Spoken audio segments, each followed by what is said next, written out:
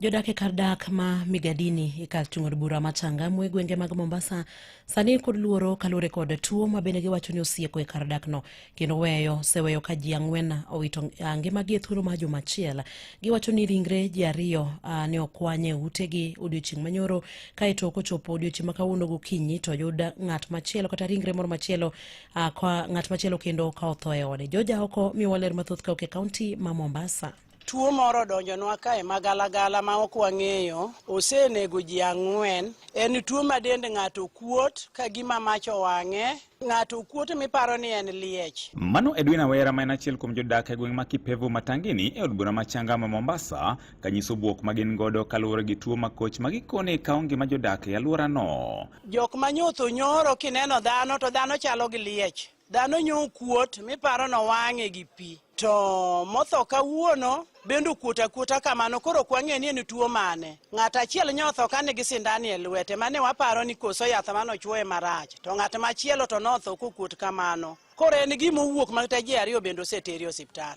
Gikoni luoro margi en ni tuono neko mana e alwora ma gidakieno, gino makoro gidwa ni otimie nonro mapiyo mar yango gima en. To gikelnwa daktache bendo pimwa nikech tuo chopo kae magalagala ma ok wang'eyo ni en tuo mane. Ji ariyo teri osiptal kokuot kamano, koro kwayo na en mane sirikal okelnwa thieth e mtawa ka mondo chanjwa ong'e ni tuo mane modonjo kar ka. Margaret Akinyi bende en jadak ma Kipevu Matangini. Ng'at achiel nyobwogowa kanyo wayudo kokuot ahinya ma kata koro kaka ting'e onge. Wakwayo sirikal mar Mwinyi mondo okonywa. Okelnwa dakteche mondo ong'e ni to tuo manadi manego ji e Kipevu kae. Nikech ka en mana tuo achiel ni to gin e mtaa achiel. Nikech luoro osedonjonwa ma kata an awuon aseluor. Nikech kaka wan gi nyithindo koro ok wang'e ni next biro bedo ng'awa. Koro wakwayo ni mondo okonywa gi dakteche mondo obi opimwa kae mondo ong'e tang'o monego ji e kor gweng' ma wantie kae niendi. Ka Michael Nyamai to koni luoro margi bende en kaluwore gi thoego maluore.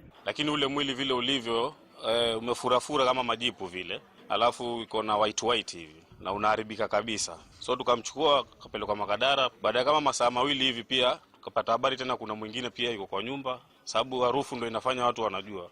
Mwili ule pia uko na hiyo signs za kufura kama majipu vile. Alafu unatoa harufu mbaya sana. Pia huyo tukamchukua tukampeleka kwa nyumba.